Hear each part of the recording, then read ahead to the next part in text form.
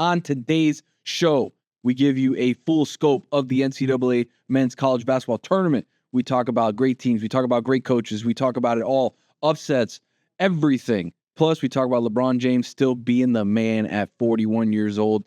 Comes off the triple doubles. Lakers are playing incredible basketball. There's a lot to get on this episode. But before all that, make sure you head over to our YouTube and subscribe over there. Make sure you're liking us on social media. Follow him at Keon Dooley. Follow me at 10-Day Tony. With all that said, let's start the show. Inside the game.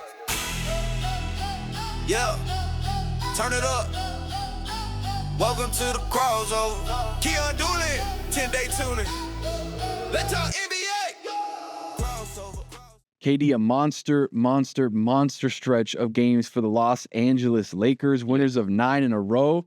Big one, Luke Kennard hit a big shot last night in Orlando. They had just come off a 60-piece for Luka against the Heat. On a back-to-back. LeBron played, had a triple-double. The night before that, he had 7 dunks in the game.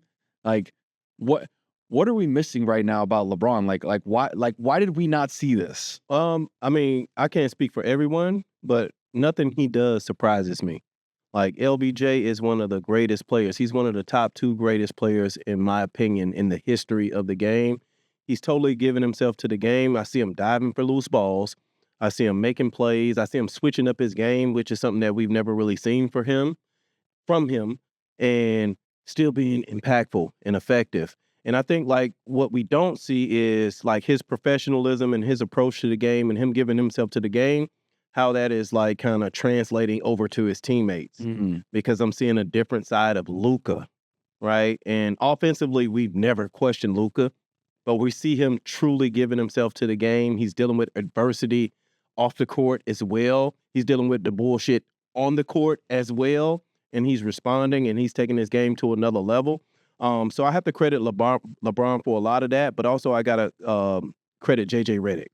JJ Redick is a guy who was my rook, who I've seen, like, kind of grow, and we were hard on him as a rookie, and he's been coached by some of the best coaches in the history of the game. Mm-hmm. Some of the best development coaches JJ has been able to, like, kind of, be a disciple of. Yeah. And, like, he's pulling all the right strings. Imagine this. Like, seriously, though. Like, JJ Redick telling LeBron, hey, this is what we need from you. Mm. Like, imagine, like, the confidence and the poise and the experience and the toughness to be able to have that conversation with LeBron.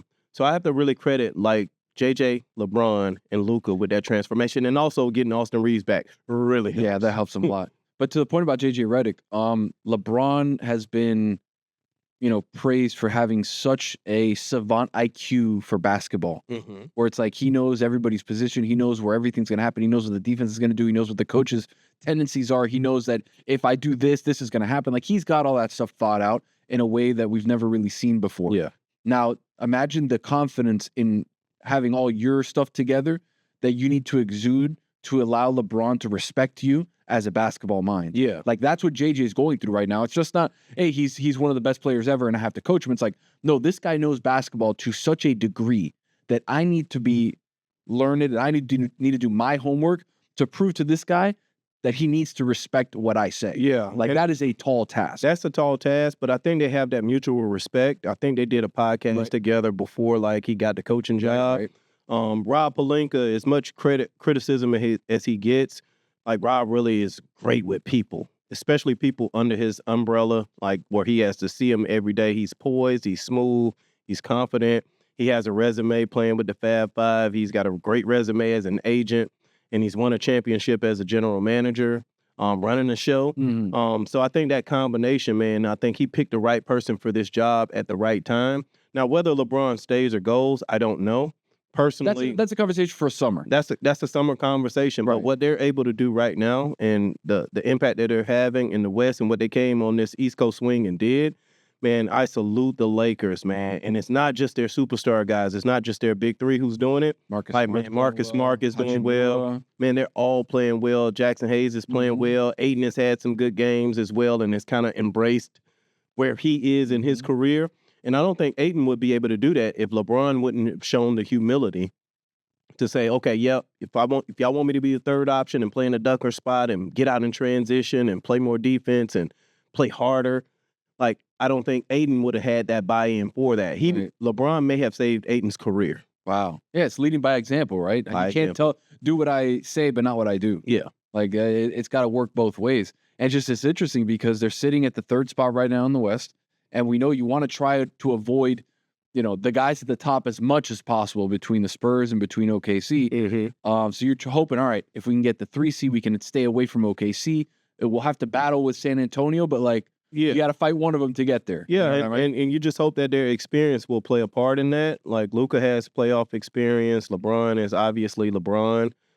They got guys who, are proven. Marcus Smart has a lot of experience. So the Spurs, to me, is a team that the Lakers want to see as opposed to OKC. Yeah. OKC can only get better. Right. They've been battle tested. Yeah, if they get haven't. Yeah. If they get J-Dub back, it's a whole nother level. It could be like a boost like how the Celtics have with Tatum Mm-hmm. if they get J-Dub back. But, man, I'm not going to discount these guys with the Spurs, right? Wemby is just a special talent. He wants it, man. Tonight here in Miami. Yeah, man. Spurs Heat tonight. Absolutely. Good little game. It's going to be a good game. I'm going to check it out. And the Heat, they've been doing all right, in spurts. In spurts. They won 7 in a row. Bam obviously had the 83. Mm-hmm. They've lost 4 in a row. So they got the Spurs and they got back-to-back against Cleveland. So they got a 7-game stretch of they need to. And Evan Mobley's back as well. They And need he's to lock playing well. Yeah, he's playing well this last month of the season. Evan Mobley's been stepping up. It's just when you look at where the Lakers are a month ago, maybe 6 weeks ago, we were looking saying this team may not win a game in a playoff series if they play against Minnesota fully healthy, if they play Denver fully healthy. Like their defense is not good enough to play against some of these elite teams in the West. And as they continue to win and those other teams continue to kind of falter and have their limitations as far as with injuries or not playing well, whatever. Two scariest teams for me in the West is the Lakers and Denver, right? Because they're not one of the top 2 seeds. So at some point they'll be the underdog. They'll be in the middle somewhere. Yep.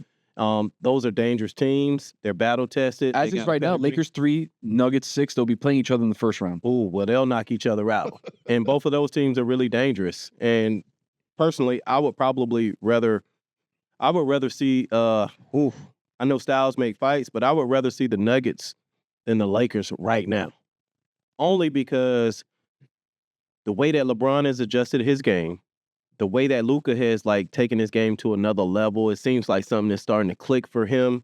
With all the criticism that he's been receiving, and Austin Reeves is still hungry to try and show that he's a $200-300 million player. Yeah. And Aiden is kind of bought in now with saying, okay, well, if in order for my career to survive, I can't be looking for the post touches anymore.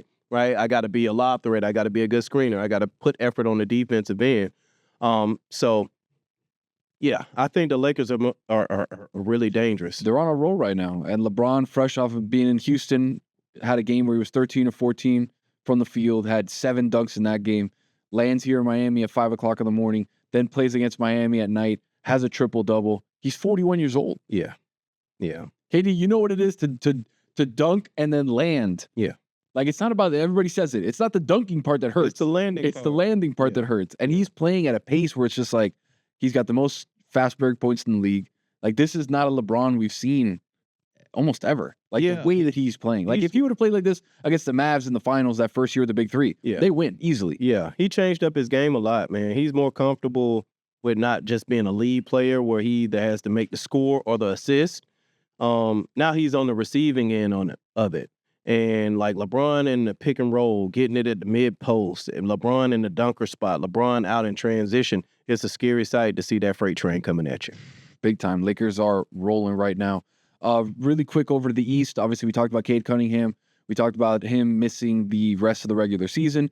Indefinite situation. We don't really know when he's going to be able to come back. Mm-hmm. And it got us talking about the 65-game rule with the NBA. And me and you have both had issues with it in the past where it's just this is a very arbitrary number to get people to play games, but it was supposed to curb the load management theory of your biggest stars not playing and they've got to meet a threshold.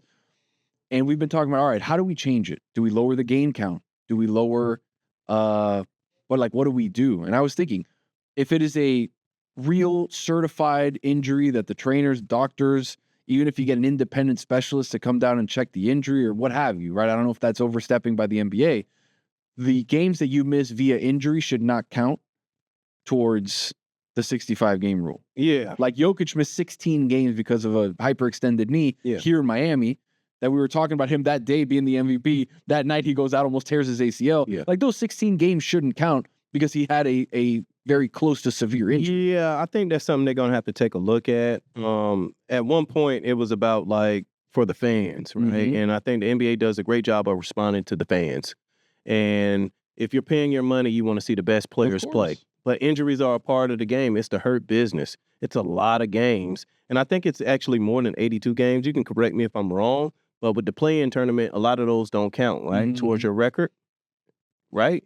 Am I right or wrong? So in the NBA Cup is what you're referring to, right? The NBA Cup, excuse me, not the play-in. only the NBA. championship game is not on record. So what they do is they try to, manipulate the actual season to coincide with, all right, that game, if you're playing the Kings that day, that's an NBA Cup game within your seeding. So like it's within the construct of the 82 games. Gotcha. Only if you make it to the championship game, that game is the 83rd game, which is the Knicks and the Spurs. Gotcha. But getting into the play-ins and getting to the playoffs, like, you end up playing 100 games. Gotcha. 110 games if you go all the way. It's hard to litigate it.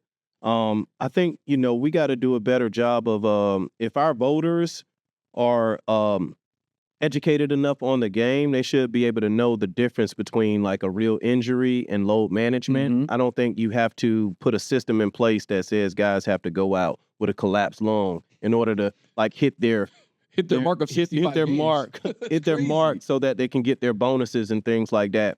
But on the other hand, it's a great opportunity for other guys to get highlighted with that and, like kind of raise their platform a little bit, because you'll have some guys who make first team, second team, third team who aren't really in the top 15. Right.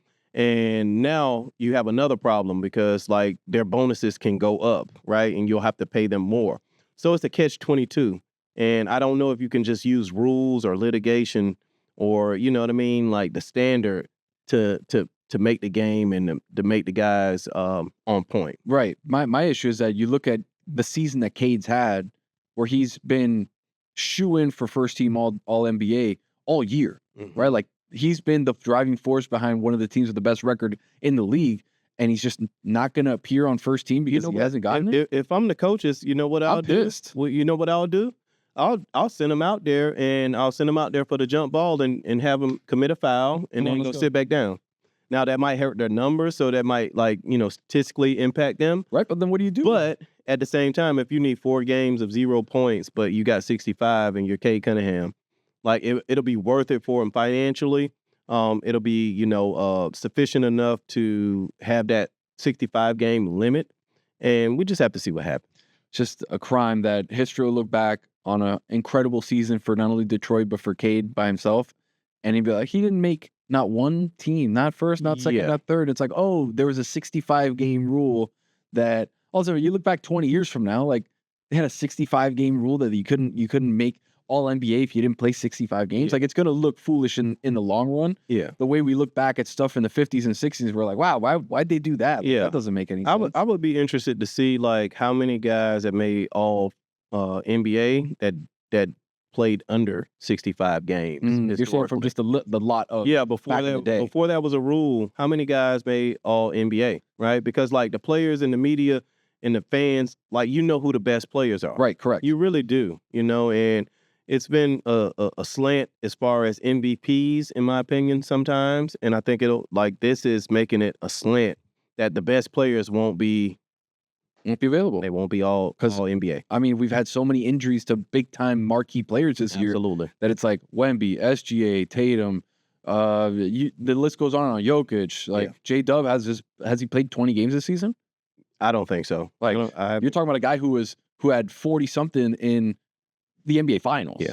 The guy who is a stud and just hasn't played. Yeah. Right? It's crazy. Speaking of MVPs, I want to give you this little stat.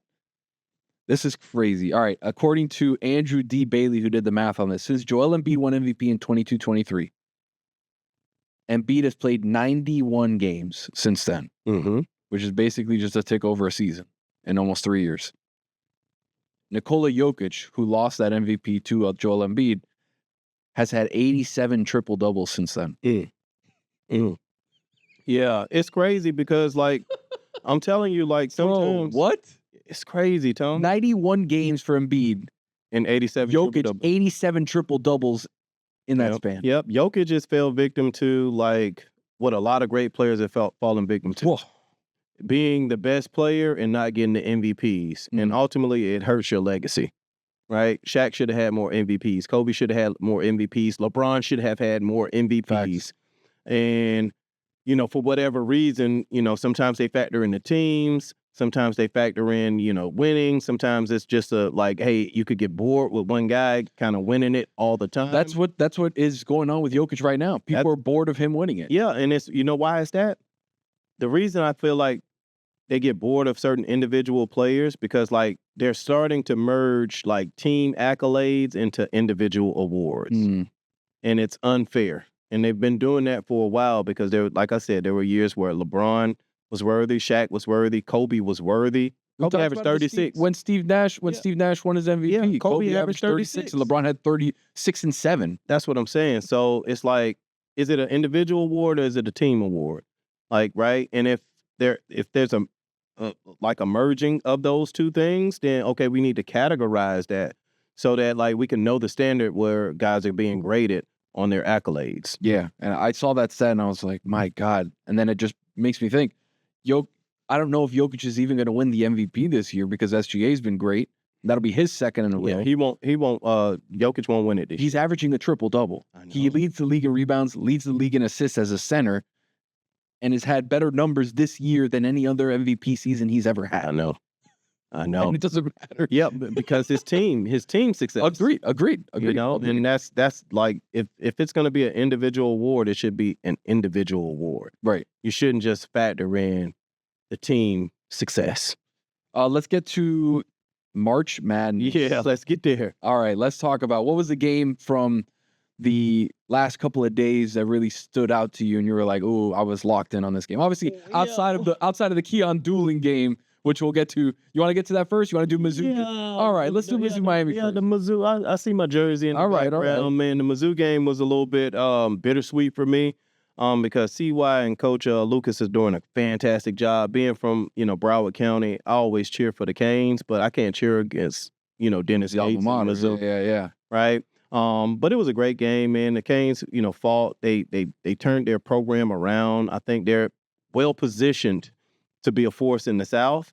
But if any game really stood out to me, and there were several that did. It was a bunch of fun games. Yeah, but I love going downhill, and I'm seeing Darling with his right hand, and hearing Rick Pitino saying, "Hey, this kid called the play." He said, you know, he is 0 for 4 right now. Right. But for a lefty to get downhill at the biggest moment and make that play, I wouldn't be surprised if he'll be a coach one day. Yeah, I wouldn't be surprised. Like, he's going to be a legend in New York, you know, from, you know, all time now, just because of that play, even no matter what happens the next round.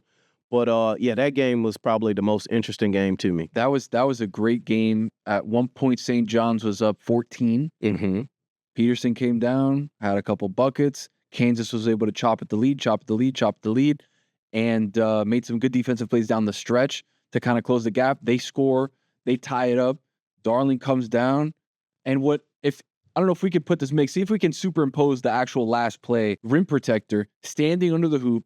They run a pin down screen off the wing where his guy goes wing side. He starts drifting over and tries to follow his big over to the other side. I don't know if it was Ejiofor or somebody that was on him. He curls around, so he starts going. Darling had the entire lane, no rim protector, no nothing, and the finish he had. So, and let people know how tough this is when you're leaning into the contact, but then finishing away from your body with the English off the glass. That's some Rod Strickland shit. That's the finishing that way. And that's your offhand shot. And right. As a lefty to finish with the right, it was the touch you need to have that off the glass so far away from the momentum where Yeah. If your momentum's carrying you this way to try to draw that contact, that ball's going to go off hard unless you have that soft touch. Yeah, man. It was an incredible game. It was an incredible play, but Rick Pitino coached teams, man, in the tournament. Like, they junkyard dogs. They don't shoot the three-pointer that well, even though one of the guys went like 6 for 9. He made 25 threes all year and made 6 in that particular game. And so that's what the tournament is all about. That's why we love March Madness. We can't necessarily predict it. But to go back to Kansas for a quick second, to me, you know, Peterson, as talented as he may be, I just don't see him as the number 1 pick. Talk to him. You know, I know AJ DePonsa and BYU. He's falling away the number 1 pick. But there's about 3 or 4 guys that I would take over him just because of the disposition and the durability. Really? Now, his talent, like scouts, they get to see them more. What I see is on the game film, right? And to me, like this season, he never went full throttle. And if you don't have the capacity in college, you know, to really lock in and dominate it, and be that guy and be boisterous and, you know, be charismatic, like, it's going to be difficult to be a number 1 pick. Like, so I feel like him as an underdog would be better. Like, we'll set him up for failure if he goes number 1. I think he'll be much better as a player if he goes, you know, number 2 or 2 through 5. Because he's a better complementary piece to a team than he will be the star of said team? I'm not saying that he's a better complementary piece, because I think he is a guy who can get buckets and he gets them really easy. But it's not the scoring that makes you great. It's the other things. You know, how do you make your teammates better? How do you inspire your teammates? How available are you? How durable are you? Right? It's the other things. How do you deal with the media? How can you, you know what I mean, like bring confidence and make people follow you? And I just don't see the it factor in his personality, and it shows in his play. I know it might be a little bit controversial saying this, but I just don't see that charisma to be that guy. I'm fully in agreement with you, because you look at the last game they had prior to the St. John's game against Cal Baptist. He went the last 4 minutes without shooting the ball. And if you're and I know they were up sizably, and I get that, but if you're the number 1 guy, it's like, yo, give me the ball. Like, we're making things happen. And don't compare him to Kobe if he's not Mamba mentality. Please don't. Like, he is not Kobe. No. He is not Kobe. He's a good player. And I'm not going in on him. Like, I think he's a really good player. Well, you got to talk about it, because they're talking about this guy being the number 1 pick, and what you saw over the last 2 games is not number 1 pick material. I would it's 3 or 4 players in the draft right now who I would take over him. I would take DeBonta over him. For sure. I would take Cam Boozer, the winner, over him, because I know he's got a motor, and it might not look as pretty as people want, but it's effective. Right. It's impactful. The kid out of North Carolina who was hurt, I would take Caleb Wilson. I would take him over him. Right? A-Cuff? Hey, man, listen, let me tell you, depending on what I need on my team, like, I know that kid is a warrior. If you're going to last in the NBA, you got to be a soldier. And if you show, you know, traces of that, and, like, I know some people kind of make the comparison, like, with Kawhi and his disposition, because Kawhi is, like, kind of quiet and cool and, you know, but Kawhi is a dog. Not in the Lions. At San Diego State, you didn't have to worry about Kawhi not showing up. Once he started becoming the claw and he was that guy, yeah, he was there. He might have been quiet, but it was impactful. I just don't think he has the impact, the sauce, the moxie to be the number 1 pick. I agree with you. Another big game, Florida, your champion. Yeah, I picked him. You picked him in our pool. You picked him in our pool. The champion goes down to Iowa in what I thought was just a very poor game for Florida, poorly coached. I thought Golden did kind of a not a great job, especially with the last play. You tell me, from a perspective of being in college, understanding that, being in the NBA, understanding how you guys dissect every little thing from the NBA perspective, because that's a business, that's a job. To run a full court press with 3 seconds left, have 3 defenders on basically 5 guys in the front court now. Once the point guard has brought the ball up past the timeline, he takes 1 dribble into the paint, kicks it out for an open 3. Yeah. Do you call a full court press there, or do you start from half court? And if you want to trap at half court to start, to waste some time? It's tough, man, because you're moving in real time. So coaching is a real difficult, job in those moments. And I think, he called a great play because they got the bucket, right? They had to inbound the ball, and then they had to go full court, right? Maybe he didn't communicate that, hey, if we get this bucket, we got to get back, start our pickup points at half court maybe. Or if we miss, we have to foul immediately. So I don't know if the guys were in position, if they didn't think they were going to get the basket to foul. But also I think it was Flan who kind of went for the steal. So now you create a 2-on-1 situation. The guy leaves the corner, which is a no-no, like maybe stunting, but he probably was afraid that he could get to the show at least. Yeah, it was something about that. And like Golden has been too good of a coach for me to say that, hey, that game was his fault. Personally, I think offensively, like they missed a lot of chippies, man. Yeah. Cunningham and those guys, they would get to the cup and they would miss. Lee got out on the break and got a great steal and made a great play and missed layups. And so now you can look back at it in retrospect, but while you're in it, you have to be in it. I just have to tip my hat to Iowa. They just played great basketball. Game, They played a great game. They were tough. They were focused. They weren't afraid of the moment. And they came up with the upset, and that's why we love March Madness, because upsets like this. And Florida was one of the better teams all season. Again, number 1 seed. Like, everybody had them pretty deep. Yeah. And now in that bracket, Houston, Kingston Fleming and them boys, Kelvin Sampson and them boys, all of a sudden, maybe a little Final Four run. Yeah. What other team? We talked about Duke a little bit. They had some trouble with Siena in the first round. They were able to, clean that up, win that game. They beat TCU pretty handily. How do you feel about Duke going forward right now? Yeah, I mean, I still like Duke. There's an opportunity that they can get more healthy, as this tournament goes on. If they can get their big back, he brings a lot of, like, rim protection. They got a guy on the bench who can score right now. So injuries does play a part in this. I think they're well coached. I think they have enough talent to win it. They got a lot of good pieces, but they're still not my favorite. Now that my favorite is out, I still don't think Duke has enough talent to win it. They got a lot of good players, but I don't think they have enough creativity off the dribble. And in college basketball, it's a little physical, right? So you can bump at things like that. So when the shot clock is winding down, you need somebody who can kind of create off the bounce, and I think Duke lacks that. In a way that Houston does not. Kingston Fleming can get his own shot on basically anybody. He can. On the other side of the bracket, Arkansas has a kid who can get his shot on anybody. Yes. Darius Acuff Jr., who's been, I think if you give me, all right, what's the one team that has surprised you in this tournament? I'd say Arkansas has played about as well as anybody in the country. But for these last 2 games, obviously they beat Hawaii, who is just happy to be their team. But they took care of Hawaii. Yeah. And then they played High Point, who beat Wisconsin, who had an incredible story and shooting threes and all that. Took care of them. Like, they're doing exactly what they need to do to win ball games and be, oh, wow, wait a second, Arkansas might be a real team. Yeah. Michigan's been great, too. Yeah. They're just steamrolling teams. Yeah. Like, Iowa State slapped up Kentucky, beat them by 19. Tennessee beat Virginia. Tennessee's a nice little interesting team. Yeah. UConn beat UCLA by 20. Yeah. Dan Hurley and them boys. Yeah, man. I think this is, man, believe it or not, man, I think the coaches are going to have a tremendous impact on who wins the national championship. There's a lot of good coaches in this tournament still. There's a lot of championship caliber coaches who have the resume. And so we'll just have to kind of see what happens, man. Like, the better coach teams with the most talent, who are the most healthiest in these moments, usually win. A lot of OG coaches left. For sure. You got Izzo, who's still, running around, Pitino, Sampson, like all these guys still in the Barnes out of Tennessee. Like, there's a lot of OG coaches that are doing their thing. So we'll see what happens, man. It's wide open right now. A lot of parity in college basketball. A lot of parity in college basketball thanks to NIL. But on Thursday's episode of The Crossover, we'll break down some of these games. We got Texas-Purdue on Thursday. We got Iowa-Nebraska Thursday.